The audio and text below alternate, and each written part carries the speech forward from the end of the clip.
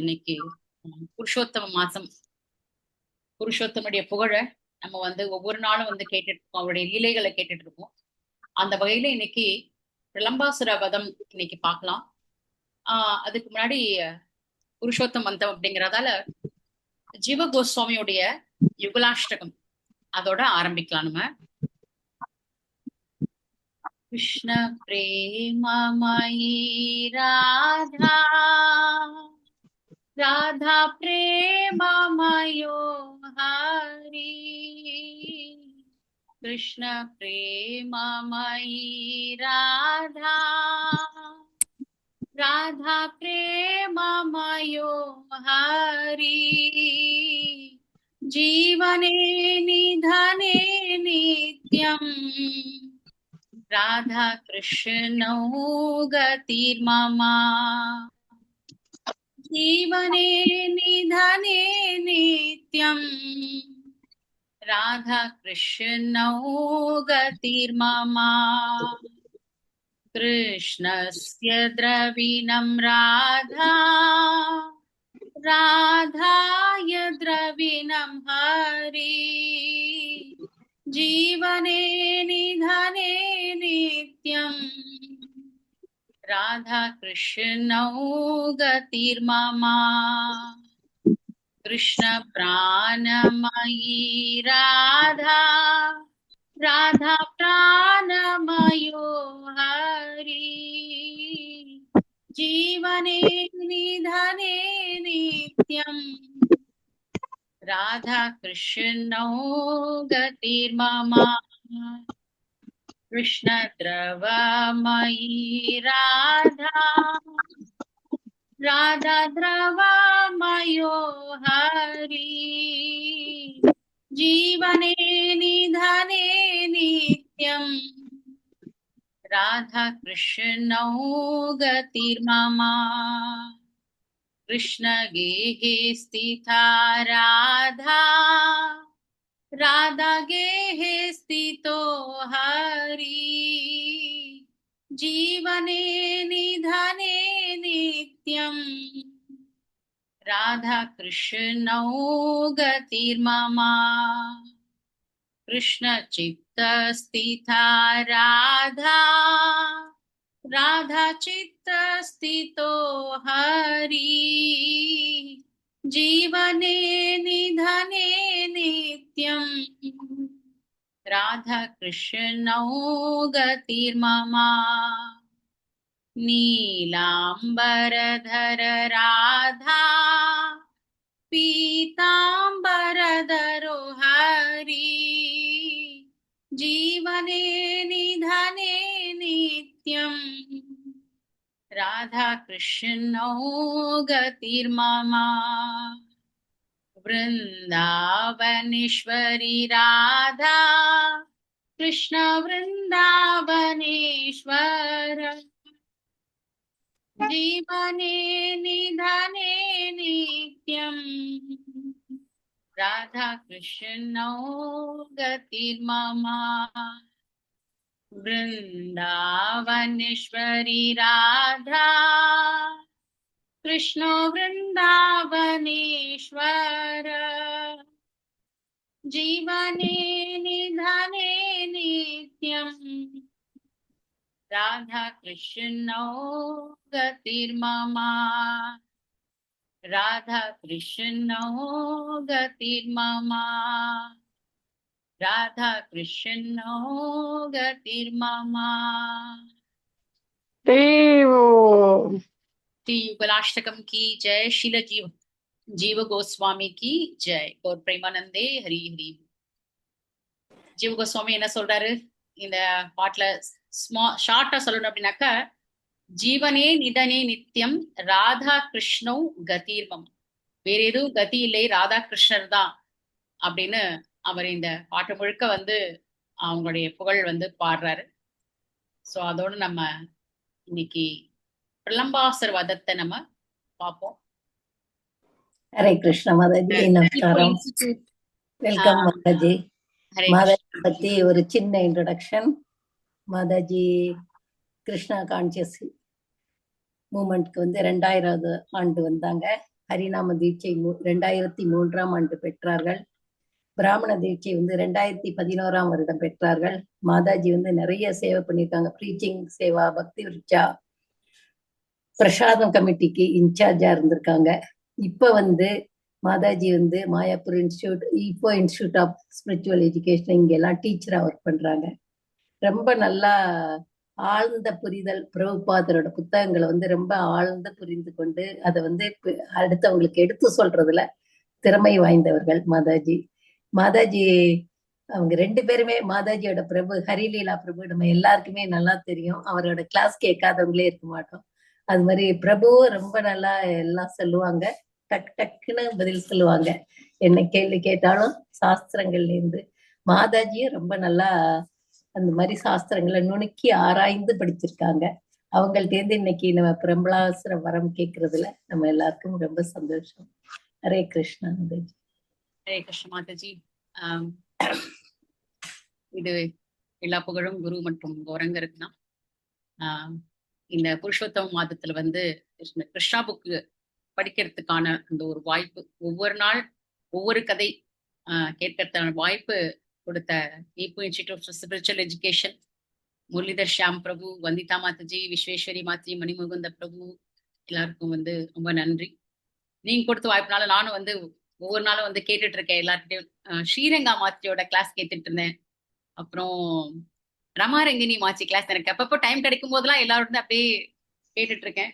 ரமாரங்கினி மாச்சி class, அப்புறம் பலபத்ர பிரபு அவங்க class கேட்டேன். இன்னும் எல்லாரும் வச்சிருக்கேன் கேட்கணும் அப்படின்ட்டு.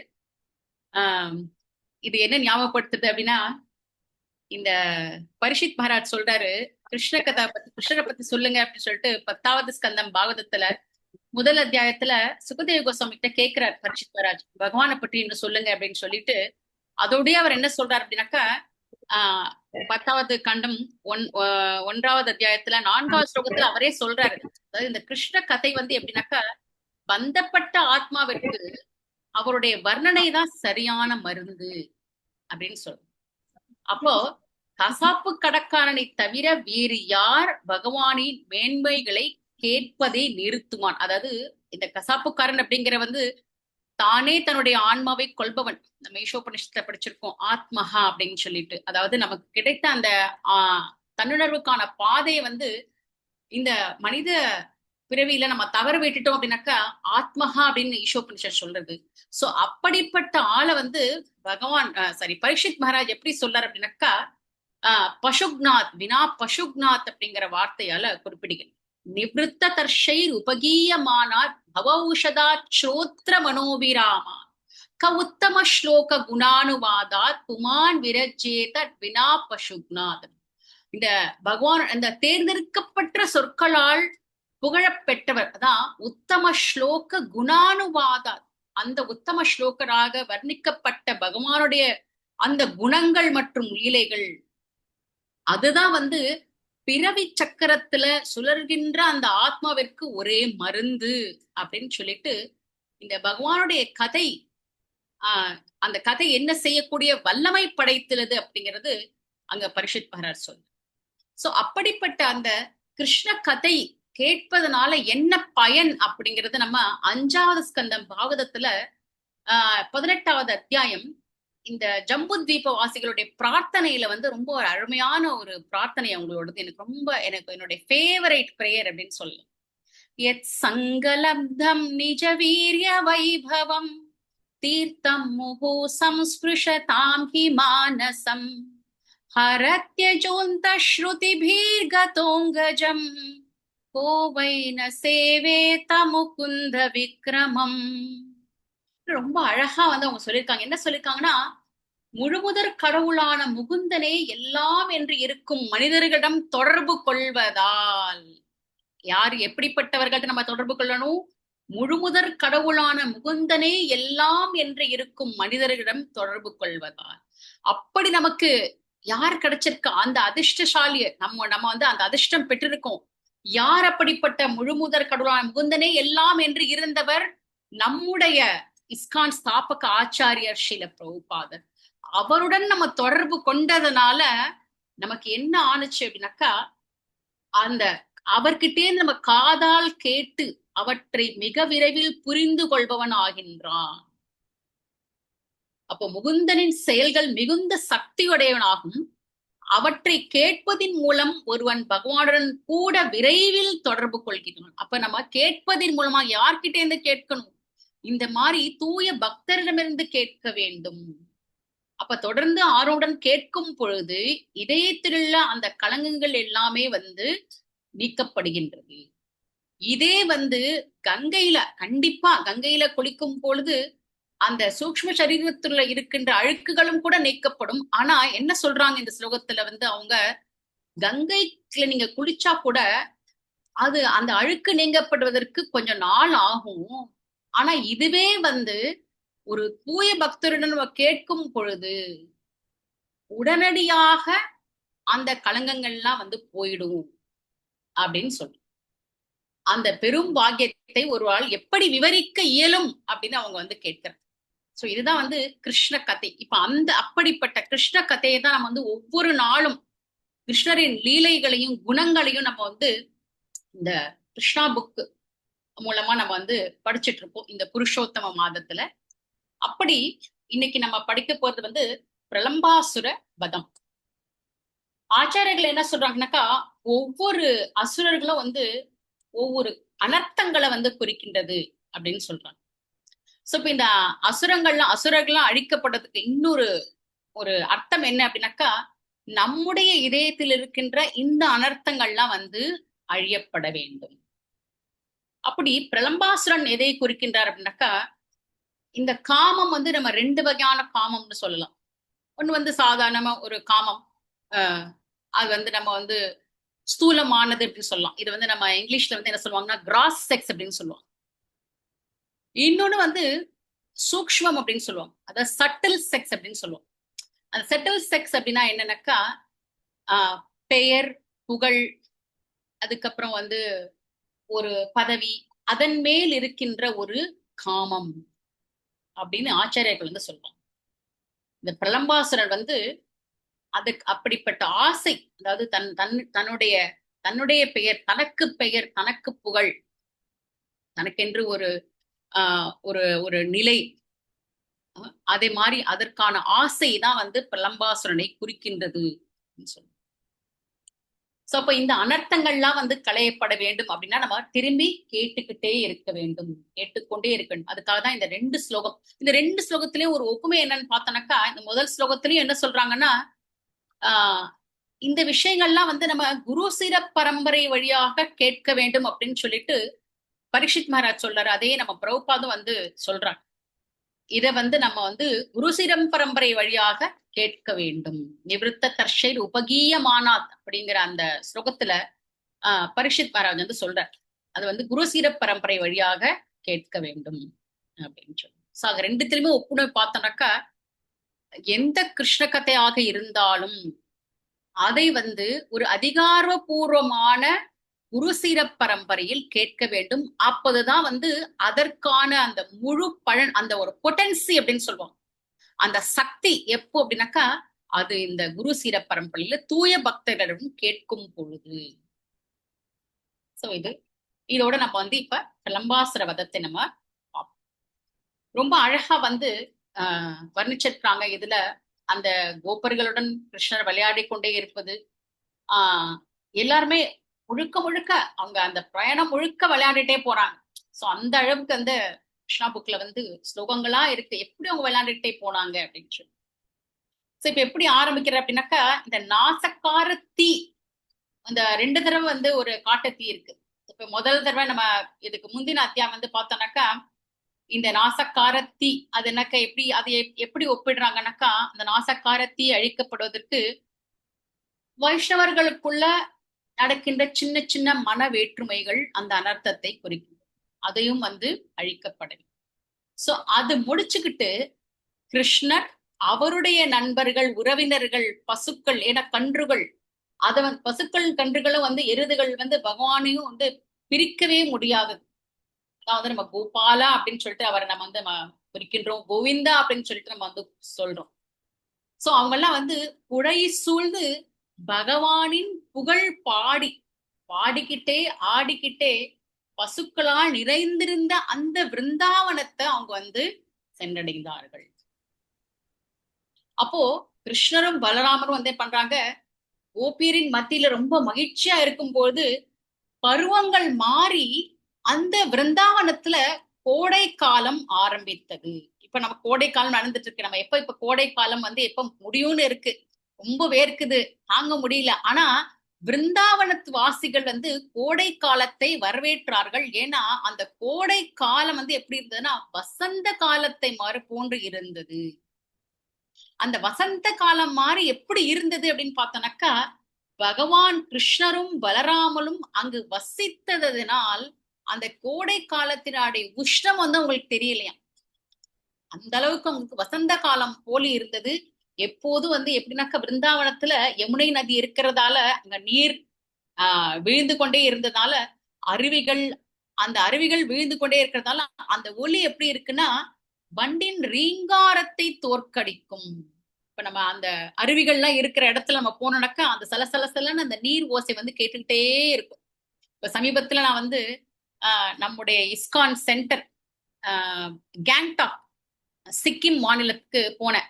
அங்க வந்து கூப்பிட்டு இருந்தாங்க, இங்க வந்து பாருங்க, இங்க வந்து இங்க இஸ்கானுக்கு வாங்க, இங்க வந்து கொஞ்சம் பிரச்சாரம்லாம் பார்த்து பாருங்க அப்படின்னு சொல்லிட்டு ஒரு 4 நாள் போயிருந்தேன். அப்போ அந்த மலை பிரதேசம் கண்டிப்பா அங்க வந்து பார்த்தோன்னாக்கா அந்த நம்ம சென்டருக்கு ஒட்டினாப்புல எப்பொழுதும் வந்து நீர் வந்துட்டே இருக்கு. ஒரு அருவி மாதிரி, சின்ன அருவி மாதிரி இருக்கு, அதுல நீர் வந்துட்டே இருக்கு. இப்ப நான் அதை படிக்கும் போது அதான் ஞாபகம் வந்தது, பிருந்தாவன ஞாபகம். அப்ப அதை நான் ஒப்பிட்டு பார்த்தேன்.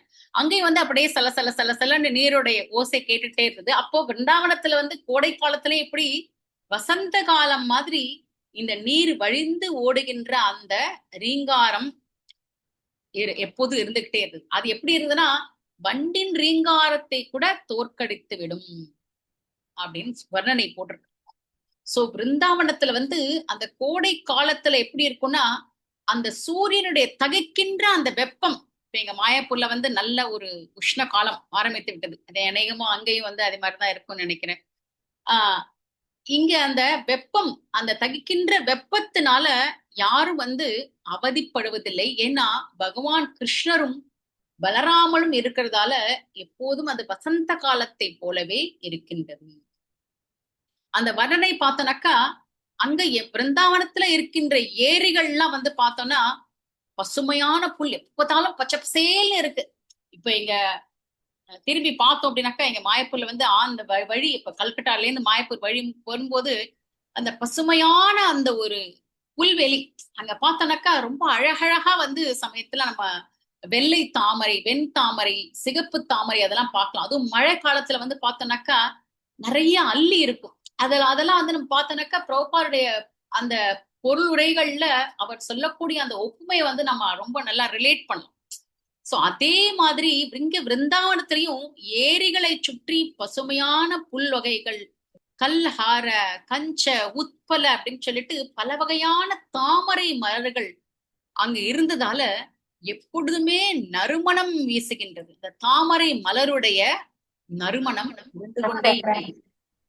எப்படி பகவான வந்து நம்ம எப்படி தாமரை கண்களுடையவர், தாமரை போன்ற அந்த பாதங்கள், லோட்டஸ் ஃபீட் அப்படின்னு சொல்லி சொல்றோம்.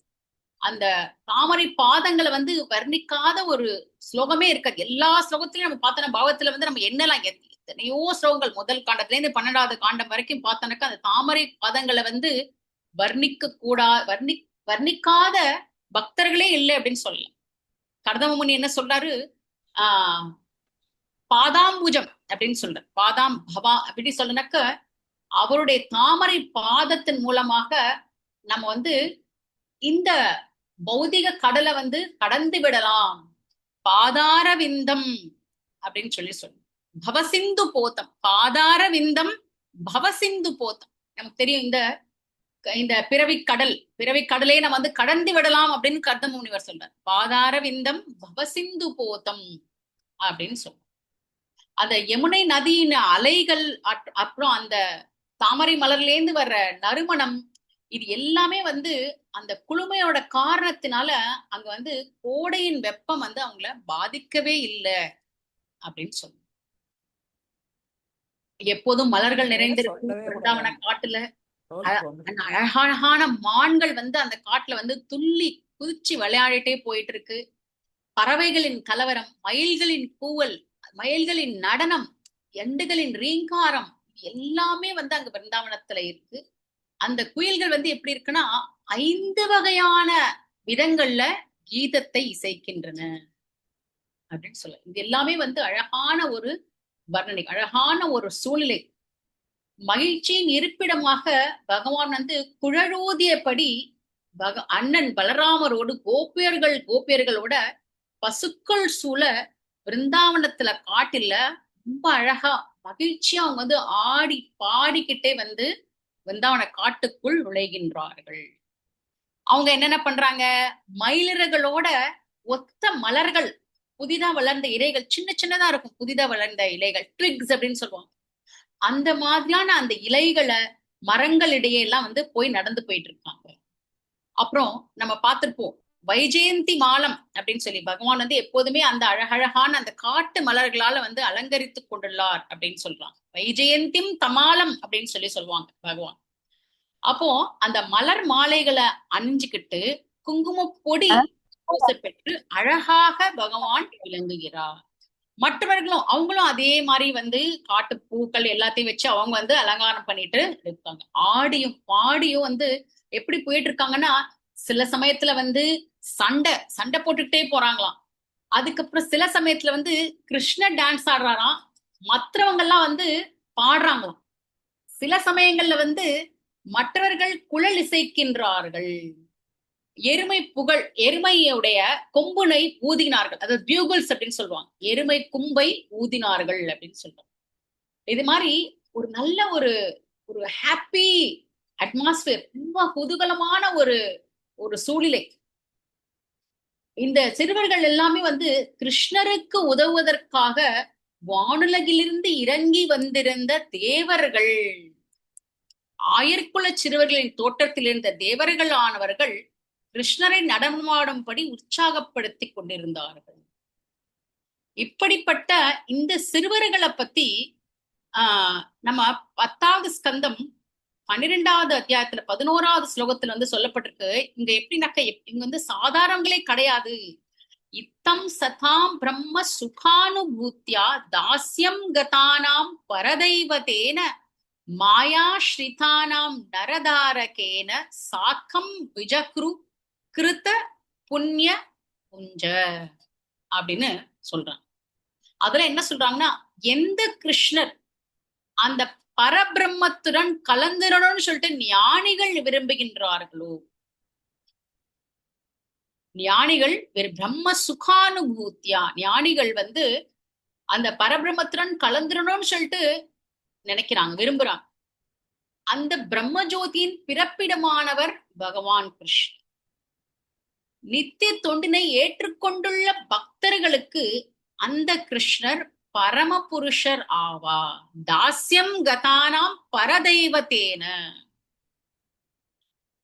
அந்த நித்திய தொண்டை ஏற்றுக்கொண்டுள்ள பக்தர்களுக்கு அந்த கிருஷ்ணர் பரமபுருஷர் அவர் தான். தாஸ்யம் கதானாம் பரதெய்வத்தேன, இந்த சாதாரண மனிதர்களுக்கு அவர் ஒரு சாதாரண குழந்தையாவார். இந்த இடைச்சிறுவர்கள் பற்பல பிறவிகளில் புண்ணிய செயல்களின் பலன்களை சேகரித்துள்ளதால், இந்த இடைச்சிறுவர்கள் என்ன பண்ணாங்க, பற்பல பிறவிகளின் புண்ணிய செயல்களின் பலன்களை சேகரித்துள்ளதால் இப்போ அவங்க வந்து பரமபுருஷனுடன் இவ்வாறு சகவாசம் செய்து கொள்ள முடிந்தது. அவர்களது பெரும் பாக்கியத்தை ஒருவரால் எப்படி விவரிக்க இயலும் அப்படின்னு சொல்லிட்டு அந்த கோபர் சிறுவர்களை பற்றிய வர்ணனை இது. இந்த புண்ணிய செயல்கள்னா பக்தி புண்ணிய செயல்களை வந்து பல பிறவிகள்ல சேர்ந்து சேகரித்துள்ளதால அவங்களால இந்த வாய்ப்பு அவங்களுக்கு கிடைச்சது. சோ அப்படிப்பட்ட பாக்கியத்தை பெற்றவர்கள் அந்த இடைச்சிறுவர்கள். அப்போ இவங்க எல்லாமே வந்து ரொம்ப சந்தோஷமா ஆடிக்கிட்டே பாடிக்கிட்டே வந்து போயிட்டு இருக்காங்க. இப்ப பிரபுபாத் சொல்றாரு, இந்த சம்பவம் நடக்கின்ற வரைக்கும் கிருஷ்ணருக்கும் பலராமருக்கும் முடியெடுக்கும் சடங்கு நடத்தப்படவில்லை அப்படின்னு சொல்றாரு. அப்ப இன்னும் தொடருது அவங்க எப்படி எல்லாம் போறாங்க அப்படின்னு சொல்லிட்டு. சில சமயத்துல வந்து ஆடிக்கிட்டே போறாங்க, குதிச்சுக்கிட்டே போறாங்க, மல்யுத்தம் மல்யுத்தம் செஞ்சுக்கிட்டே போறாங்க அப்படின்னு சொல்லப்படுது. அப்போ ஆஹ் பகவானே வந்து பாராட்டுறார், உங்ககிட்ட வந்து நல்ல நடனமாடும் திறன் இருக்கு, பாட்டு வந்து கூட ரொம்ப நல்லா இருக்கு, சபாஷ் சபாஸ், எக்ஸலண்ட் எக்ஸலண்ட் அப்படின்னு சொல்லிட்டு பிரபுபாத் எழுது, ரொம்ப நல்லா இருக்கு அப்படின்னு சொல்லிட்டு பகவான் சொல்றாரு. பகவானே வந்து பாராட்டுவார். அப்போ அந்த வழியில போகும் பொழுது அமலாக்கி அமலாக்கி பழங்கள், அதாவது நெல்லிக்காய், அப்புறம் மணி போன்ற வடிவிலான வேறு சில பழங்கள், அதை வச்சுக்கிட்டு அவங்க வந்து பந்தாடுவாங்களாம். அவங்க அதான் வச்சுக்கிட்டு பந்தாடுவாங்களாம். அதுக்கப்புறம் வந்து நம்ம சிறு வயசுல வந்து ரொம்ப ஃபேமஸான விளையாட்டு என்ன அப்படின்னாக்கா, பின்னாடிலேந்து போய் ஒருத்தரோட கண்ணை மூடிடுவோம், கையால வந்து கண்ணை மூடிடுவோம். அப்போ இந்த இடைச்சிறுவர்கள் என்ன பண்ணணும்னா அந்த கையை தொட்டு இது யாரோட கை அப்படின்னு சொல்லிட்டு கெஸ் பண்ணி சொல்லணுமா, இது வந்து இந்த இந்த இடைச்சிறுவரோட பேரை வச்சு சொல்லணும். அது மாதிரிலாம் வந்து விளையாண்டுக்கிட்டே வந்து அவங்க போறாங்க. காட்டு மான்களை போலவும் பறவைகளை போலவும் நடிச்சுக்கிட்டே போறாங்க. அதுக்கப்புறம் தவளை போல குச்சிக்கிட்டே போறாங்க. கவலை. அதுக்கப்புறம் வந்து மரங்கள்ல நம்ம நல்ல நிறைய பார்த்துப்போம். காட்டு நம்ம மரங்கள்லாம் இருந்ததுன்னா சின்ன சின்ன பசங்க இருந்தாங்கன்னா உடனே வந்து ஏறி இப்படி தொங்கிட்டு இருப்பாங்க. நம்ம ஏறி நான் குரங்கு மாதிரி தொங்குறியே அப்படின்னு சொல்லுவாங்க. அந்த மாதிரி இதே இங்கேதான் மரங்களில் ஊஞ்சலாடி விளையாடுகின்றன அப்படின்னு சொல்றாங்க. சில சமயத்துல இந்த இடைச்சிறகுலாம் வந்து அரசர்கள் மாதிரியும் குடிமக்களை மாதிரியும் வந்து கற்பனை செய்துகிட்டு சபை, ஒரு சபை எப்படி நடத்துவாங்க, அதுல ராஜா உட்கார்ந்து இருப்பாரு, யாரங்கே அப்படின்னு சொல்லுவாரு, அப்ப யாராவது வந்து சொல்லுவாங்க, ஏதாவது ஒரு விஷயத்த சொல்லுவாங்க. அந்த மாதிரி எல்லாம் இவங்க வந்து கற்பனை செய்து சபை நடத்தினார்கள். இப்படி நதிகள், ஏரிகள், ஓடைகள், நேர்த்தியான மரங்கள், சிறந்த பறவைகள் எல்லாமே நிறைந்திருந்த பிருந்தாவனத்துல இத இதமான சூழ்நிலையில பலராமரும் கிருஷ்ணரும் அவர்களுடைய இந்த ஆயர் குல சிறுவருடன் படை சூழ, பசுக்கள், எருதுகள், கன்றுக்குட்டிகளுடைய படை சூழ விதவிதமான விளையாட்டுகள்ல வந்து ஈடுபட்டிருந்தார்கள். இது அந்த பிருந்தாவனத்தினுடைய வர்ணனை.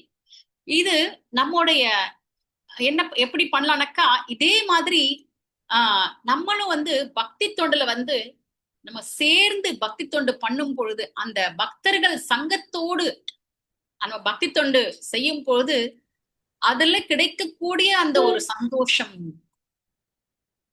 அது வந்து எதற்கும் வந்து ஈடு இணை ஆகாது. அதான் பகவத்கீதையில பகவான் சொல்றாரு, ராஜவித்யா ராஜகுஹ்யம் பவித்ரமிதம் உத்தமம் பிரத்யக்ஷ் ஆவகமம் தர்மியம் சுசுகம் கர்த்தும் அபியும். எப்பொழுதுமே வந்து சந்தோஷமாக இந்த பக்தி தொண்டை நம்ம வந்து பயிற்சி பண்ணலாம். பக்தர்கள் சங்கத்துல இப்ப எல்லாமே இந்த பக்தர்கள்லாம் வந்து பக்தர்கள் சங்கத்துல இவங்க இந்த அளவுக்கு வந்து ரொம்ப சந்தோஷமா இருக்காங்க. இப்ப பக்தர்கள் சங்கத்துல வந்து நம்மளும் வந்து மிக சந்தோஷமாக பக்தி தொண்டை பயிற்சி செய்யலாம். ஆக பக்தர்கள் சங்கம் மிக மிக அவசியம். திருவ மகாராஜ் வந்து காட்டுல தியானம் செஞ்ச பொழுது பகவான் அவரிடத்துல தோன்றினார். அப்போ பகவான் சாட்சாத் அவர் எதுக்கவே நின்றுட்டு இருக்காரு. பகவான் எதுக்க நின்றுட்டு இருக்காலும் திருவ மகாராஜ் என்ன கேட்கிறாருன்னா, எப்பொழுதுமே என்ன வந்து அந்த பக்தர்கள் சங்கத்துல வைங்க அப்படின்னு சொல்லி. அந்த பக்தர்கள் சங்கம் மிக மிக அவசியம். அதுல பொருளில பிரபுபாத் எழுதுறாரு, இந்த பக்தர்கள் சங்கம் மிக அவசியம். யார் ஒருவர் வந்து இந்த பக்தர்கள் சங்கம் இல்லாத ஒரு இடத்துல நான் பக்தி தொண்டு பயிற்சி பண்ணலாம் அப்படின்னு நினைக்கிறவர் வந்து மிகப்பெரிய ஒரு கற்பனை கோட்டையில் இருக்கின்றார் அப்படின்னு சொல்லு.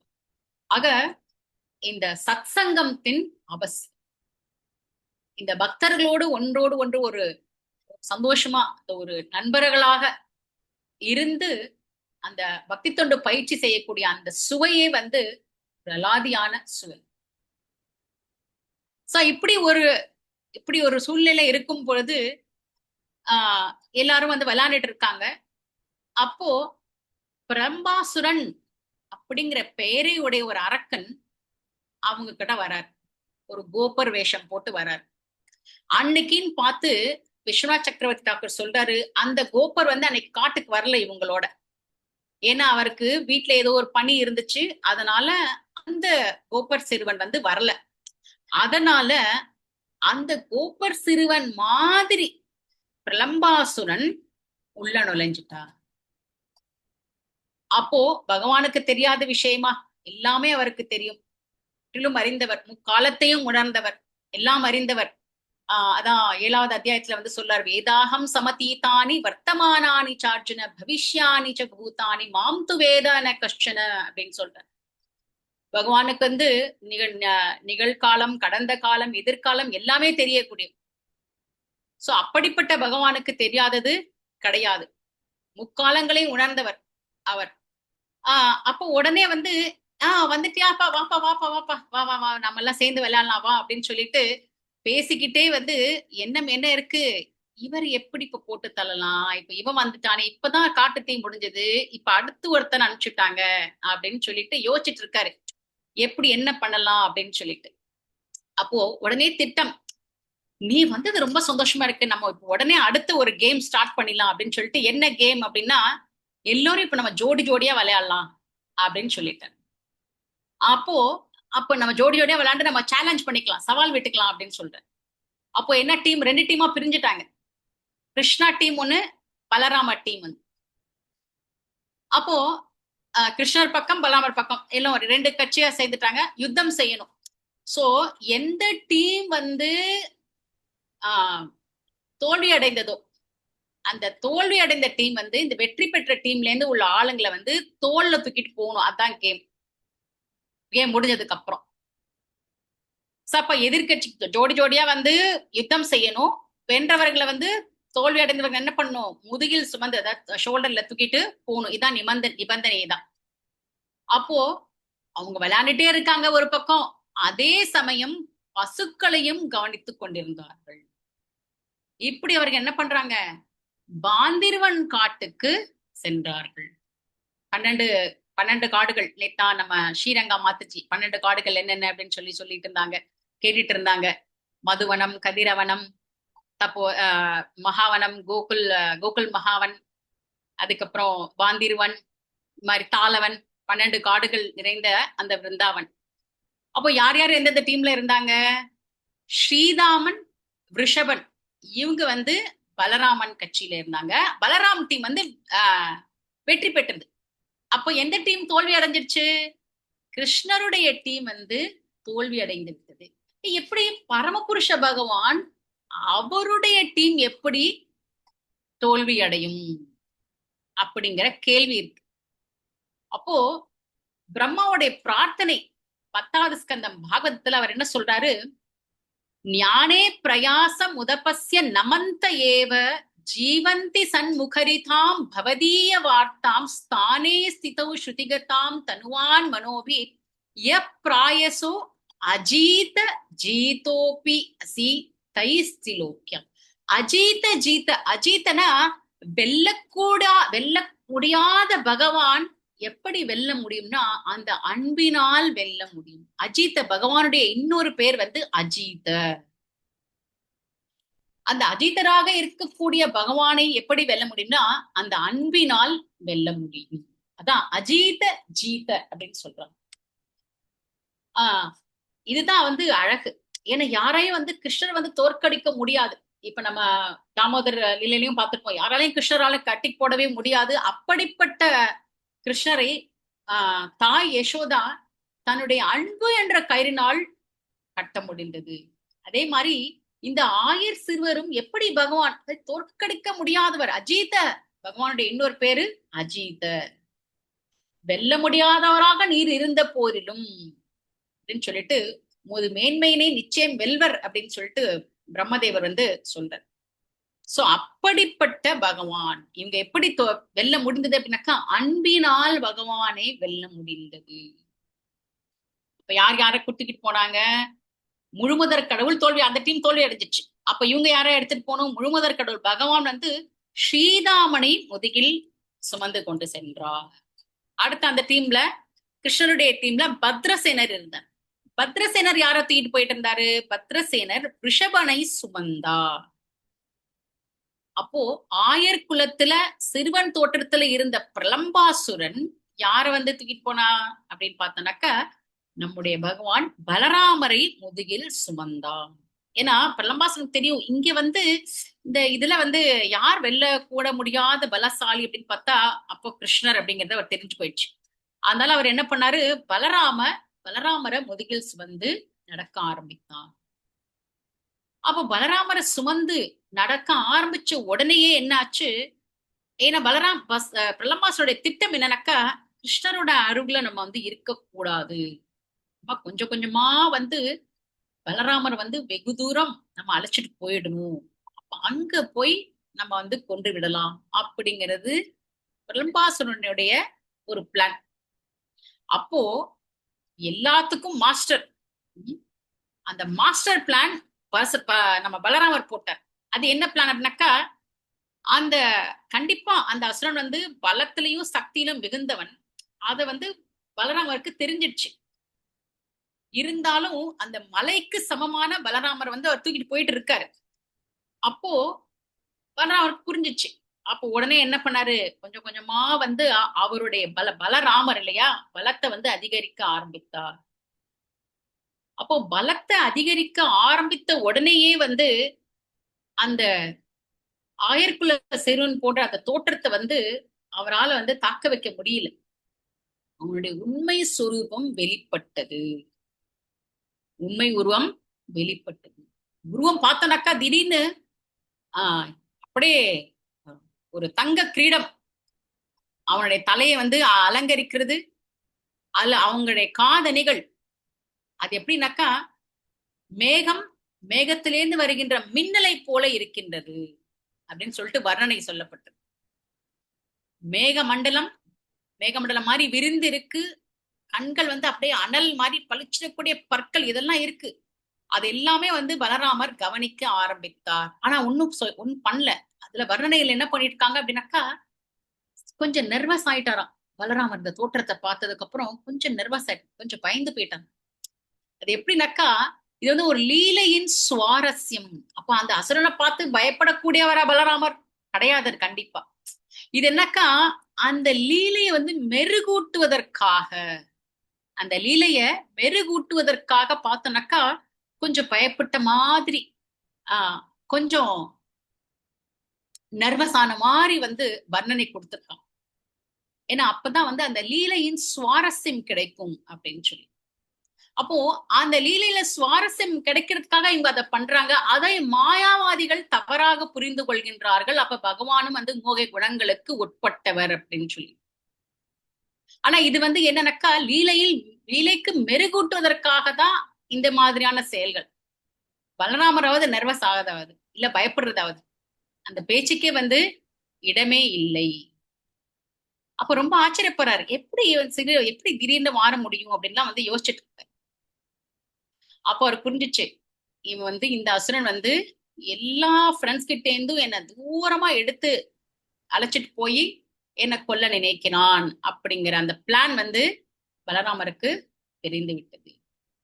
உடனே அவர் என்ன பண்ணாரு, இந்திரன் வந்து எப்படி வஜ்ராயுதத்தால ஒரு மலையை தாக்கும் பொழுது அந்த மலையே வந்து சுக்குநீராயிடும், அதே மாதிரி பகவான் பலராமர் அந்த அசுரனின் தலையில் தன் முஷ்டியால் ஓங்கி தாக்கினார். சொல்லுவோம் ஒரே குத்து அப்படின்னு சொல்லுவோம், தடால் அப்படின்ட்டு இறந்துட்டாரு. அதே மாதிரிதான் ஒரே குத்து, ஒரே குத்து, சதக் சதக் அப்படின்னு சொல்லுவாங்க. அதே மாதிரி இல்ல, இங்க வந்து ஒரே குத்து தான், தலையில முஷ்டியால குத்தினார். அவ்வளவுதான், அசுரனின் தலை வந்து நசுக்கப்பட்டு பாம்பை போல அசுரன் கீழே விழுந்து இறந்தான். வழக்கம் போல வாயிலிருந்து ரத்தம் கொட்டியது. அது எப்படி வஜ்ராயுதம் பட்டு மழை விழுந்தது மாதிரி அந்த ஓசை கேட்டுச்சு, அந்த சத்தம் கேட்டுச்சு. அப்போ அந்த ஆயர்குல சிறுவர்கள் எல்லாமே வந்து அங்க வந்துட்டாங்க. அவங்க பார்த்ததுக்கு அப்புறம் அவங்களுக்கு உடனே புரிஞ்சிச்சு, பலராமர் வந்து இந்த அசுரனை வந்து கொண்டுட்டா அப்படின்னு சொல்லிட்டு. உடனே எல்லாரும் சபாஷ் சபாஷ் அப்படின்னு சொல்லிட்டு பாராட்டுறாங்க. அவங்களுக்கு ரொம்ப சந்தோஷம், அப்பா பலராமர் வந்து மரணத்திலிருந்து தப்பிச்சுட்டார் அப்படின்னு சொல்லிட்டு. அப்போ தேவர்கள்லாம் வந்து மேலேந்து மலர் மாலை தூவுகின்றார்கள்.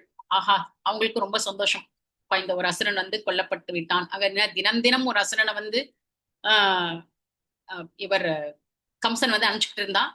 அப்ப தினம் தினம் அவங்களுக்கு ஒரு பார்ட்டி என்ன போவாங்க, ஒரு பார்ட்டி, நல்லா அவங்க வந்து எல்லாரும் போவாங்க, பிளான் பண்ணி என்ன சொல்றது, ஒரு ஒரு விசில் ஊதுவாங்க. அப்ப எல்லாரும் சேர்ந்து டிஃபன்லாம் எடுத்துக்கிட்டு போவாங்க. ஒரு பிக்னிக், ஒன் டே பிக்னிக்னா யாருக்கு தான் வந்து போர் அடிக்காம இருக்கும். ஸோ ஒன் டே பிக்னிக் காலைல போனா, காலைல ஒரு அசுரன் வதம், அதுக்கப்புறம் மத்தியானம் ஒரு அசுரவதன் வதம் இருக்கும். அதுக்கப்புறம் திரும்பி அவங்க பசுக்கள் கன்றுக்குட்டிகளோட திரும்பி வீட்டுக்கு திரும்பி விடுவார். இப்படி ஒவ்வொரு நாளும் வந்து ஒவ்வொரு அசுரனை வந்து கம்சன் அனுப்பிச்சிட்டு இருந்தான். அவங்களுக்கு வந்து ஒவ்வொரு நாளும் வந்து ஒரு பெரிய பெரிய ஒரு ஒரு ஒரு அட்வென்ச்சர் மாதிரி இருந்துச்சு. தினம் தினம் ஒரு அட்வென்ச்சர் பகவானோட. ஆனா அந்த அட்வென்ச்சருக்காக அவங்க வந்து யாருமே வந்து பயப்படவே இல்லை. ஏன்னா பகவான் கிருஷ்ணர் மீது அதீத நம்பிக்கை, என்ன ஆனாலும் வந்து பகவான் காப்பாற்றுவார் அப்படின்னு. அப்போ இந்த இந்த வதம், இந்த ஒவ்வொரு நாளும் இந்த கிருஷ்ண கதை கேட்கும் பொழுது என்ன ஆகணும் அப்படின்னாக்கா, மனதுல வந்து இந்த அனர்த்தங்கள்லாம் அகற்றப்பட்டு பகவான் தன்னுடைய இடத்தை எடுத்துக்கொள்ள வேண்டும். அதுதான் பிரபுபாத் வந்து ஒரு உதாரணம் சொல்றாரு. எப்படி வந்து இந்த இரும்பானது நெருப்பிலேயே வச்சுனோக்கா அந்த இரும்பானது நெருப்பின் தன்மையை பெற்றுவிடும். அதே மாதிரி மனதானது எப்பொழுதும் கிருஷ்ண கதையிலேயே லயித்திருக்கும் பொழுது இப்ப மனதும் வந்து கிருஷ்ண உணர்வுடையதாகிவிடும். அப்போ திரும்ப இன்னொரு பிறவி எடுக்க வேண்டிய வாய்ப்பே இல்லை. அது வந்து 15வது அத்தியாயத்திலையும் கூட பகவான் சொல்றார். இப்ப புருஷோத்தம யோகம் நம்ம படிச்சுட்டு இருக்கோம், ஒவ்வொரு நாளும் தினம் தினம் படிச்சுட்டு இருக்கோம். பகவான் வந்து ஒரு உவமையோட சொல்றாரு, எப்படி காற்று நறுமணத்தை தூக்கி செல்வதை போல மனதிலுடைய எண்ணங்கள் உயிர் வாழிய வந்து அடுத்த பிறவிக்கு எடுத்து செல்லும் அப்படின்னு சொல்லு. அப்போ எந்த அளவுக்கு நம்ம கிருஷ்ணருடைய லீலை, கிருஷ்ணருடைய பெயர் புகழ் அதை வந்து நிதம் நிதம் கேட்டுட்டு இருக்கோமோ, அப்போ அந்த அளவுக்கு வந்து மனதில் அந்த கிருஷ்ண கதா நிரம்பி இருக்க வேண்டும். அப்போதான் பகவான் சொல்கின்ற இந்த ஒரு நிலை நமக்கு ஏற்படாமல் நமக்கு வந்து ஆன்மீக சரீரம் கிடைக்கக்கூடிய ஒரு வாய்ப்பு இருக்கு. எந்த ஒரு அழகான வர்ணனை பாருங்க, காற்று நறுமணத்தை எடுத்து செல்வது போல. அப்ப நம்ம அந்த அத்தியாயத்துல பார்ப்போம், அதற்கு ஏற்றாற் போல அவங்களுக்கு ஒரு புலன் பொருட்கள் புலன்லாம் கிடைக்கிறது அப்படின்னு சொல்லிட்டு. அப்போ இந்த இந்த கிருஷ்ண கதை வர்ணனைகள் எல்லாம் படிச்சுக்கும் பொழுது இந்த மனதுல இதை நம்ம இந்த சுவடுகள் ஏற்றப்பட வேண்டும். என்ன சுவடுகள் இதெல்லாம் வந்து பார்த்தோன்னா, கிருஷ்ண உணர்வுக்கான சுவடுகள் அதிகப்பட வேண்டும். இப்போ நமக்கு மனதுல வந்து பிரபுபாத எழுதுறாரு உபதேசாம்பத்தத்துல, மனதுல வந்து பற்பல எண்ணங்கள், 17வது மந்திரத்துல பற்பல எண்ணங்கள், பற்பல பிறவிகளில் இருந்து பற்பல எண்ணங்கள் இருக்கின்றது, சுவடுகளாக இருக்கின்றது. அந்த சுவடுகள் ஒன்றோடொன்று சேரும் பொழுது அது மிகவும் அபாயகரமாகின்றது அப்படின்னு சொல்லி. அப்போ அந்த சுவடுகளை அகற்றப்பட வேண்டும். அந்த சுவடுகள் அகற்றப்படணும்னாக்கா எந்த மாதிரியான சுவடுகள் மனதுக்கு கொடுக்கணும் அப்படின்னாக்கா, கிருஷ்ண உணர்வுக்கான சுவடுகளை மனதிற்கு கொடுக்க வேண்டும். சோ அதற்கான பயிற்சி, இந்த கிருஷ்ண உணர்வு அப்படிங்கிறது மனதிற்கு கொடுக்கப்படுகின்ற ஒரு பயிற்சி. ஏன்னா மனம்தான் பலம் வாய்ந்த ஒரு புலன். அந்த மனதின் காரணமாகத்தான் வந்து இந்த மனதிலுள்ள எண்ணங்கள், அதுதான் இந்த பகவான் இந்த ஸ்லோகத்தையும் சொல்றார். காற்று நறுமணத்தை எடுத்து செல்வது போல உயிர்வாழின் மனதில் உள்ள எண்ணங்கள் வந்து தன்னை இன்னொரு பிறவிக்கு அடைத்து செல்கின்றது. ஆக இந்த நம்முடைய ஹரிநாம ஜபம், நம்ம பாகவதம் படிக்கிறது, நம்ம பக்தி சாஸ்திரி, பக்தி வைபவ், பக்தி வேதாந்தா, இதெல்லாம் கண்டிப்பா வந்து ஆச்சாரர்களுக்கு திருப்தி அளிக்கக்கூடியது. கண்டிப்பா இன்னொன்னு என்னன்னாக்கா, இன்னொரு விஷயம் அப்படின்னாக்கா, இந்த மனதிற்கு கிருஷ்ண உணர்வுக்கான ஒரு சுவடுகள். ஷரீரம் யத் அவாப்னோதி யச்சா புக்ராமதீஸ்வரஹ கிருஹீத்வைதானி சஞ்ஞாதி வாயோர் கந்தா நிவாசயா அப்படின்னு பகவான் சொல்ற. சோ அப்போ எந்த அளவுக்கு மனதிற்கு அந்த கிருஷ்ண உணர்வுக்கான சுவடுகள் கொடுக்கப்பட வேண்டும், இதுதான் முக்கியம். இப்போ அந்த மனதை பற்றி அந்த மைண்டுடைய செயல்கள் பத்தி நம்ம வந்து பரத மகாராஜ் உடைய காண்டத்துல பார்த்துக்கோம். 5வது காண்டத்துல மகாராஜா ரகுவனருக்கும் பரத மகாராஜுக்கும் நடந்த ஒரு உரையாடல்ல பார்க்கலாம். அதே மாதிரி கபில தேவருடைய சிக்ஷை, தன்னுடைய தாயார் தேவகுதிக்கு அவங்க சொல்லும் போது அந்த சிக்ஷையும் மனதின் செயல்கள். ஏன்னா மனதின் செயல்களை நம்ம வந்து உற்று கவனிப்பதன் மூலமாக நம்ம இந்த மனது இல்லை அப்படிங்கறத நம்ம கண்டிப்பா புரிஞ்சுக்கணும். நம்ம இந்த உடல் இல்லை, ஸ்தூல உடல் இல்லை கண்டிப்பாக. அதே மாதிரி நம்ம இந்த சூக்ஷ்ம சரீரம் மனதோடு நாம் அடையாளப்படுத்தி கொள்ளக்கூடாது. அப்போ இந்த கிருஷ்ண கதை தினம் தினம் கேட்டுட்டு இருக்கோம், நம்ம ஒவ்வொரு நாளும் கேட்டுட்டு இருப்போம். அப்ப அந்த ஒவ்வொரு நாளும் கேட்பதற்கான பலன், இந்த கிருஷ்ண உணர்வுக்கான சுவடுகளை நாம் மனதிற்கு கொடுக்கின்றோம். இதை வந்து கிருஷ்ணா கான்சியஸ் இம்ப்ரெஷன்ஸ் அப்படின்னு சொல்லுவாங்க. இது ரொம்ப ரொம்ப அவசியம். சில பிரபா வந்து சொல்றாரு 17வது மந்திரம் ஈஷோபனிஷத்துல, வாயுர் அனிலம் அமிர்தம் மதேதம் பஷ்மாந்தம் ஷைரம் ஓம் கிருதோஸ்மர கிருதம் ஸ்மர கிருதோஸ்மர கிருதம் ஸ்மர. நான் வந்து என்னென்ன தியாகங்களை செஞ்சுட்டு இருக்கேனோ அதெல்லாம் வந்து நீங்க நினைச்சுக்கோங்க, நீங்க வந்து மறந்துடாதீங்க அப்படின்னு சொல்றாரு. ப்ளீஸ் ரிமெம்பர் அப்படின்னு சொல்லிட்டு அந்த உயிர் வாழி பகவானை நோக்கி பிரார்த்தனை செய்வது மாதிரி அந்த மந்திரம் இருக்கு. இப்போ பிரபுபாத் வந்து என்ன சொல்றாங்கன்னாக்கா, வாழ்நாள் முழுக்க நம்ம கிருஷ்ண உணர்வு பயிற்சி செய்யல அப்படின்னாக்கா அப்ப எதை நாம் இறக்கும் தருவாயில் நினைக்க போகின்றோம் அப்படின்னு பிரபுபாத் சொல்ற. இப்போ வாழ்நாள் முழுக்க நம்ம கிருஷ்ண உணர்வு பயிற்சி செஞ்சிருந்தாதான் இந்த ஓம் கிருதோஸ்மர கிருதம் ஸ்மர அப்படின்னு நம்ம வந்து பிரார்த்தனை செய்ய முடியும். பிரார்த்தனை செய்யக்கூடிய மனநிலையில நம்ம இல்லைன்னா கூட நம்முடைய பக்தி தொண்டு எந்த அளவுக்கு நம்ம வந்து சின்சியராகவும் சீரியஸாகவும் செஞ்சிருக்கோமோ அதன்படி பகவான் நம்மை நினைத்துக் கொள்வான். பிரபுபாதத்துக்கு ஒரு உதாரணம் சொல்றாரு. பிரபுபாத் ஒரு இடத்துல வந்து ஒரு ஒரு விமானத்துல வந்து பிரயாணிக்கும் பொழுது பக்கத்துல வந்து ஒரு பிசினஸ் மேன் உட்கார்ந்துருந்தாராம். அப்ப அவருடைய அப்படியே பேச்சு கொடுக்கும்போது அவர் வந்து என்ன சொன்னாராம், ஒரு தன்னோட டயர் வியாபாரி அப்படின்னு சொல்லி அறிமுகப்படுத்திக்கிறாராம். அந்த டயர் வியாபாரின்னு சொல்லும் போது என்னுடைய லட்சியம் வந்து இந்த டயர் பிசினஸ வந்து மேம்படுத்திட்டு 7 தலைமுறை வந்து உட்கார்ந்தே சாப்பிடணும் அப்படின்னு சொன்னாங்க அவருடைய எண்ணம். பிரபுபாத் வந்து சொல்றாரு, அப்ப இவர் வாழ்நாள கிருஷ்ண பக்தியே பயிற்சி பண்ணல, டயர் பத்தியே நினைச்சிட்டு இருந்தானா இவர் இறக்கும் தருவாயில் எதை பற்றி நினைப்பார், டயரைத்தான் நினைப்பார் அப்படின்னு சொல்லி. அப்போ இந்த பிரார்த்தனை தினம் தினம் நம்ம கிருஷ்ணா புக்ல இருந்து படிக்கிறது, அசுரர்கள் வதம், அனர்த்தங்கள் அழிக்கப்படணும், அனர்த்த நிவிருத்தி, மிக நீண்ட நிலை அப்படின்னு சொல்லுவாங்க. பக்தி தொண்டின் 9 நிலையில வந்து அனர்த்த நிவிருத்தி. அந்த அனர்த்த நிவிருத்திக்கு அப்புறம் எல்லாமே வந்து அடுத்தடுத்து எப்படி சொல்லுவாங்கன்னாக்கா இங்கிலீஷ்ல வந்து நெக்ஸ்ட் டோர் நெய்பர்ஸ் அப்படின்னு சொல்லுவாங்க. ஏன்னா அடுத்தடுத்து நிஷ்டா, ருச்சி, ஆசக்தி, பாவா, அதெல்லாம் அடுத்தடுத்த அப்படின்னு சொல்லுவாங்க. அடுத்தடுத்த கட்டம் இதெல்லாம் நீண்ட நிலை கிடையாது அப்படின்னு சொல்லுவாங்க. இப்போ அந்த அனர்த்த நிவிருத்தியில தான் நான் இன்னும் ஸ்டக் ஆயிருக்கேன். அப்போ இந்த அனர்த்தங்கள்லாம் வந்து களையப்படணும். அப்ப அந்த அனர்த்தங்கள் களையப்படணும் அப்படின்னாக்கா இந்த ஹரே கிருஷ்ண மகாமந்திரத்தை வந்து நம்ம கெட்டியா பிடிச்சுக்கணும். அந்த ஹரே கிருஷ்ண மகாமந்திரம் நம்ம கெட்டியா பிடிச்சுக்கிட்டு இந்த மாதிரி இந்த காதுக்கான விருந்து நம்ம கிருஷ்ண உணர்வுல பார்த்தா வயிற்றுக்கு விருந்து, காதுக்கு விருந்து, எல்லாமே விருந்து தான் நமக்கு. நேத்து வந்து லீலாமிர்த்தை படிச்சுட்டு இருந்தேன். அப்போ பிரபுபாத் வந்து முதல்ல இந்த சண்டே ஃபீஸ்ட் எப்படி ஆரம்பிக்கிறார் அப்படின்னு நம்ம அந்த வர்ணனையை படிச்சுட்டு இருந்தேன்.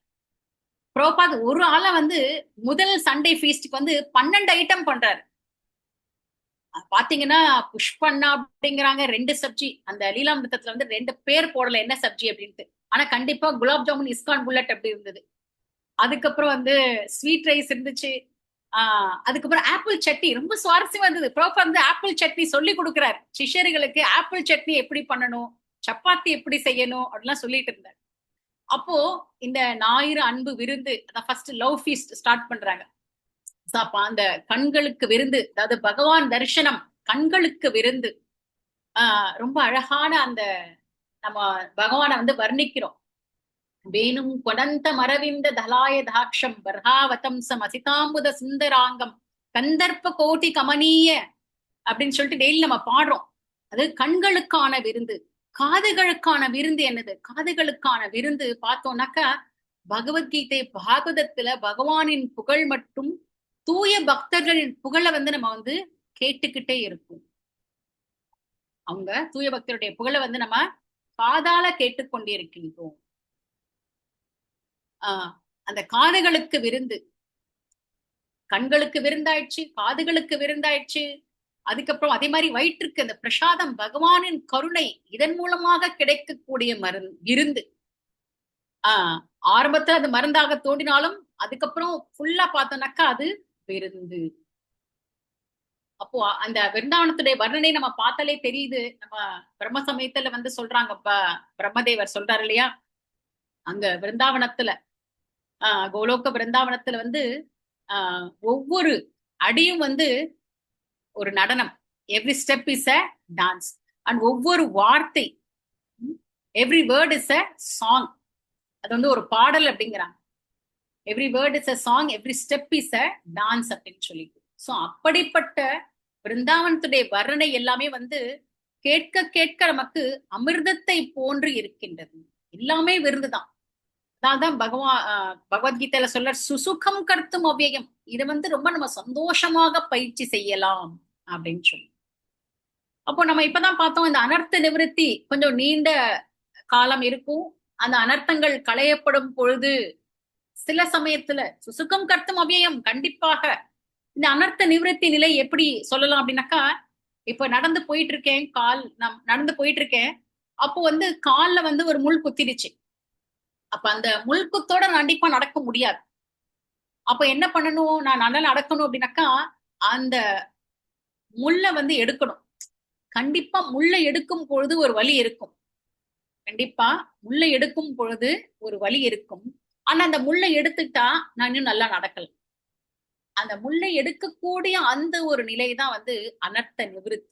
இந்த அனர்த்த நிவிருத்தி கொஞ்சம் இப்படி எப்படி இருக்கும். ஆனா அந்த அந்த முள் குத்தின இடத்துல நம்ம வந்து உடனே வந்து ஆயின்மெண்ட் போட்டுப்போம். அந்த ஆயின்மெண்ட் என்ன அப்படின்னாக்கா பக்தர்களுடைய சங்கம். ஆக எந்த நிலையிலும் இந்த பக்தர்களுடைய சங்கத்தை வந்து நம்ம விடக்கூடாது. அந்த பக்தர்கள் சங்கம் வந்து எப்பொழுதும் இருந்து கொண்டே இருக்க வேண்டும். பக்தி தொண்டில வந்து பக்தர்கள் சங்கம் சில ப்ராப்பர் சொல்றாரு பக்தர்கள் சங்கத்தை பத்தி. நாரத முனியுடைய அவருடைய அந்த வாழ்க்கையை பற்றி விவரிக்கும் பொழுது 1வது காண்டம் 4வது அத்தியாயம் 5வது, குறிப்பா 5வது அத்தியாயத்துல வந்து என்ன சொல்றாருன்னா, அந்த பக்தி வேதாந்திகளுடைய சங்கம் அவர் கிடைச்சது இல்லையா. அப்ப அதுல ப்ராப்பர் சொல்றாரு, பொதுவா வந்து இந்த சங்கம் அப்படிங்கறது வந்து ஆங்கிலத்துல என்ன வார்த்தை சொல்லுவாங்கன்னா கண்டேஜியஸ் அப்படின்னு சொல்லுவோம். அதாவது கண்டேஜியஸ் அப்படிங்கிறது பொதுவா வந்து தொத்து வியாதிகளுக்கு தான் வந்து அந்த வார்த்தையை உபயோகிப்பாங்க. இப்ப அந்த இடத்துல பிரபுபாத் வந்து அசோசியேஷன் இஸ் கண்டேஜியஸ் அப்படின்னு சொல்றாரு. அது எப்படின்னா கண்டேஜியஸ் அப்படின்னாக்கா அந்த தூய பக்தர்களுக்கு என்னென்ன அந்த பக்தி அவங்களுடைய இதயத்துல இருக்கோ அவங்களுக்கு சேவை செய்வதன் மூலமாக அதே வியாதி, அதாவது இந்த பகவானுடைய பக்தி தூய பக்தி அப்படிங்கிற அந்த விஷயமானது நமக்கும் தொத்திக் கொள்ளும். அந்த விஷயத்துல இந்த கண்டேஜியஸ் அப்படிங்கிற வார்த்தை ஒரு தொற்று வியாதியை போல அப்படின்னு சொல்ற. ஆக கிருஷ்ண பக்தியில மிக மிக அவசியமான ஒன்று அப்படின்னாக்கா நம்ம பக்தர்களுடைய சங்கம். பக்தர்கள் சங்கத்துல நமக்கு வந்து எப்பொழுதுமே அந்த கிருஷ்ண பக்திக்கான ஒரு இன்ஸ்பிரேஷன். நம்மளும் நல்லா பண்ணுவோம். இது வந்து பொறாமை கிடையாது. அவங்கள பார்த்து நம்மளும் வந்து நம்ம கூட பண்ணலாம் அப்படிங்கிற ஒரு தோன்றுதல், அந்த இன்ஸ்பிரேஷன், அந்த நல்ல சங்கத்துல வந்து அந்த இன்ஸ்பிரேஷன். அதுக்கப்புறம் பாத்தீங்கன்னா நரிஷ்மெண்ட், அதான் அந்த சத்து ஊட்டப்பட வேண்டும். பக்தி தொண்டு எவ்வளவு நல்லா இருக்கு, நல்லா பண்றாங்க, ரொம்ப நல்லா இருக்கு. இப்போ இங்க மாயப்புல வந்து பார்த்தோம்னாக்கா புருஷோத்தம மாசம் தொடங்கியதுல இருந்து ஒவ்வொரு இது வரைக்கும் 2 ஞாயிற்றுக்கிழமைகளா தொடர்ந்து இங்க பக்தர்கள் வந்து 64 மாலை ஜபம் செஞ்சுட்டு இருக்காங்க. ஒரு டீமா சேர்ந்து 64 மாலை ஒருத்தரை ஒருத்தர் வந்து ஊக்கப்படுத்தி கொண்டு வாரம் வந்து இங்க டிஓவிபி அங்க வந்து 64 மாலை ஜபம் பண்ணாங்க. இப்ப போன சண்டே வந்து ராஜாப்பூர்ல போய் 64 மாலை ஜபம். அதுக்கப்புறம் இந்த வாரம் வந்து நிகமா சைத்தன்ய மடம்னு நினைக்கிறேன். அது மாதிரி பக்தர்கள் சங்கத்துல இது சேர்ந்து செய்யும் போது அந்த உற்சாகம், அந்த இன்ஸ்பிரேஷன், அந்த நரிஷ்மெண்ட், அந்த என்கரேஜ்மெண்ட், இது எல்லாமே வந்து பக்தர்கள் சங்கம் இருக்குதால் தான் சாத்தியம். பக்தர்கள் சங்கம் இல்லாம நம்ம வந்து கிருஷ்ண பக்தி பயிற்சி செய்ய முடியாது. அது இந்த நம்ம இங்க பிரலம்பாசுர வதத்துல வந்து இந்த வர்ணனையிலே தெரியுது. எந்த அளவுக்கு இதெல்லாம் தூய பக்தர்கள் எந்த அளவுக்கு ஒருத்தருடைய ஒருத்தரை வந்து சேர்ந்து ரொம்ப குதூகலமாக பகவான் கிருஷ்ணரையும் பலராமரையும் வந்து மகிழ்விக்கின்றார்கள் அப்படிங்கறத நம்ம பார்க்கலாம். சோ அப்ப இது எல்லாமே இந்த கதைக்கான இந்த குறிக்கோள் என்ன அப்படின்னு பார்த்தோன்னா, தினம் தினம் கிருஷ்ண லீலை கேட்டதுக்கான இந்த குறிக்கோள் வந்து கிருஷ்ண உணர்வுக்கான சுவடுகளை நம்ம வந்து அதிகரிக்கின்றோம். மனதிற்கு கொடுக்கப்படுகின்ற பயிற்சி. பக்தி சித்தாந்த சரஸ்வதி தாக்கூர் சொல்றாரு இல்லையா, மனதை வந்து காலையில வந்து 100 தடவை வந்து ஷூவால் அடிக்கணும், அதுக்கப்புறம் வந்து ஆஹ் அதுக்கு மாலை பொழுது வந்து செருப்பால் அடிக்கணும் அப்படின்னா சொல்றாரு. அந்த செருப்பால் அடிக்கிறது அப்படின்னா என்ன அப்படின்னாக்கா, அந்த அளவிற்கு மனதிற்கு நம்ம வந்து பாகவதற்கான அந்த விஷயங்களையும் பகவத்கீதையில் உள்ள விஷயங்களையும் மனதிற்கு கொடுக்கப்படுகின்ற விஷயம். இதுதான் அவர் சொல்லக்கூடிய ஒரு ஆஹ் ஒப்புமை. குறிப்பா சொல்லுவாங்க, எப்படி எப்படி மனதை நம்ம பார்க்கவே முடியாதே அப்படின்னு சொல்லி நம்ம கேட்கலாம், எப்படி நம்ம அடிக்கிறது அப்படின்ட்டு. ஆனா இந்த மாதிரி கிருஷ்ணனை பற்றிய வர்ணனை எப்பொழுதும் மனதிற்கு கொடுத்து கொண்டே இருக்க வேண்டும். இந்த நோக்கம், இந்த புருஷோத்தம மாதத்தின் நோக்கமே வந்து பார்த்தோம்னாக்கா, அந்த பகவான் மாக்கஞ்சோர் அப்படின்னு சொல்றாங்க. நம்ம சோராஷ்டகம் பாடிட்டு இருக்கோம். சோர ஆஷ்டகம், அவருக்கு வந்து அஷ்டகம், அந்த அந்த விருந்தாவன ஆஹ் அந்த மாக்கஞ்சோர், வெண்ணெய் திருடன் அப்படின்லாம் சொல்லிட்டு இருக்காங்க. ஷீரச்சோர் அப்படின்னு சொல்லிட்டு பகவானை வர்ணிக்கிறாங்க. அப்படியெல்லாம் வந்து வர்ணிக்கப்பட்ட பகவான், அவருக்கு அந்த அஷ்டகமே எழுதியிருக்கார் பின்வாமங்கள் தாக்கூர்.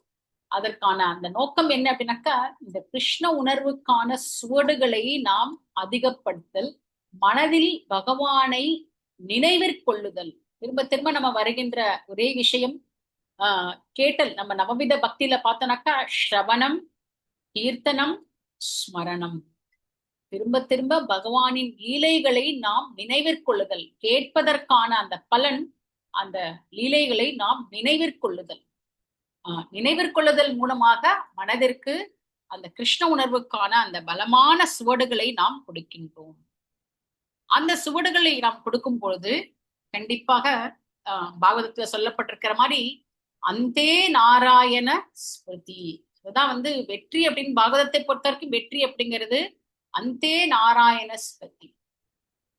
இந்த அந்தே நாராயண ஸ்மிருதி அடையணும் அப்படின்னாக்கா, இந்த மனதிற்கு கிருஷ்ண உணர்வுக்கான சுவடுகளை நாம் எவ்வளவுக்கு எவ்வளவு அதிகமாக நாம் கொடுக்க முடியுமோ அந்த அளவிற்கு மனதில் கிருஷ்ண உணர்வுக்கான லீலைகள், எண்ணங்கள், பக்தர்களோடான அந்த சங்கம், அதை நினைச்சு பார்த்துக்கிறது, இதே மாதிரி இருக்கும்போது அது சாத்தியம். அதான் வந்து சிஷ்டாஷ்டகத்துல பகவான் சொல்றார், சேதோ தர்ப்பண மார்ஜனம்.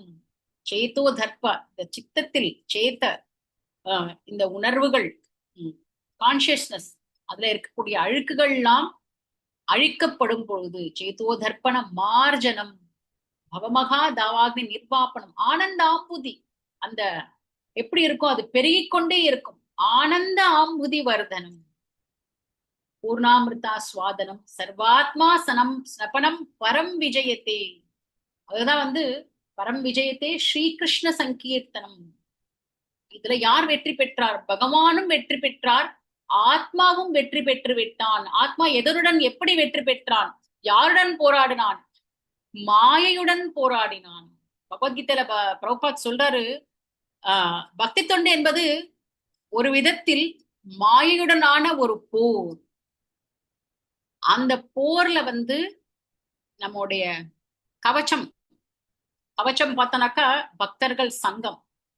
நம்முடைய வாழ் எதுனாக்கா ஹரே கிருஷ்ண மகாமந்திரம்.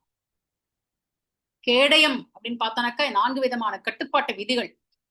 இது எல்லாமே வைத்துக்கொண்டு மாயையுடன் நாம் வெற்றி பெற முடியும், போரிட்டு வெற்றி பெற முடியும். சபனம் பரம் விஜயத்தே ஸ்ரீகிருஷ்ண சங்கீர்த்தனம். பகவானுக்கும் வெற்றி, ஆத்மாவு கட்டுண்ட ஆத்மாவுக்குமான வெற்றி. இதுதான் வந்து இந்த லீலைகள் படிப்பதற்கான குறிக்கோள் தான். இதோட நான் நிறுத்திக்கிறேன். விஸ்வேஸ்வரி மாதாஜி, டைம் ஆயிடுச்சுன்னு நினைக்கிறேன். ஏதாவது தவறுகள் இருந்ததுன்னா மன்னிச்சுக்கோங்க. நீங்க சொல்லி எதுவுமே தவறு இருக்காது மாதாஜி, அவ்வளவு அழகா சொன்னீங்க, ரொம்ப நல்லா இருந்தது. ஹரே கிருஷ்ணா. கிருஷ்ண ஹரே கிருஷ்ண பக்தர்கள் எல்லாரும் ரொம்ப பொறுமையா கேட்டீங்க. மாதாஜிட்ட இருந்து நிறைய விஷயங்கள் தெரிஞ்சுக்கிட்டீங்க. எவ்வளவு அழகா வர்ணிச்சாங்க. இந்த வர்ணிப்பிலே எல்லாரையும் விருந்தாவனத்துக்கு கூட்டிட்டு போயிட்டீங்க மாதாஜி. அந்த கிருஷ்ணா பலராம 2 பேரும் விளையாடுறது, அந்த அசுரனை அழிக்கிறது, அதெல்லாம் கண்ணு முன்னாடி இருந்தது. ரொம்ப நல்லா இருந்தது. தேங்க்யூ மாதாஜி. புருஷோத்தமன் சொல்லலாம்னு நினைச்சேன் மாதாஜி. மாதாஜி சொன்னதையே தான் நினைச்சேன். விருந்தாவனுக்கே கூட்டிட்டு போய் ரொம்ப அற்புதமா, ஐயோ ஒரு பெரிய பேராசிரியர் மாதிரி ரொம்ப அற்புதமா இருந்துச்சு மாதாஜி. ஒவ்வொரு வர்ணனையும் ரொம்ப பிரமாதம் மாதாஜி. ரொம்ப ரொம்ப ரொம்ப நல்லா இருந்துச்சு மாதாஜி. அடிக்கடி வாங்க மாதாஜி.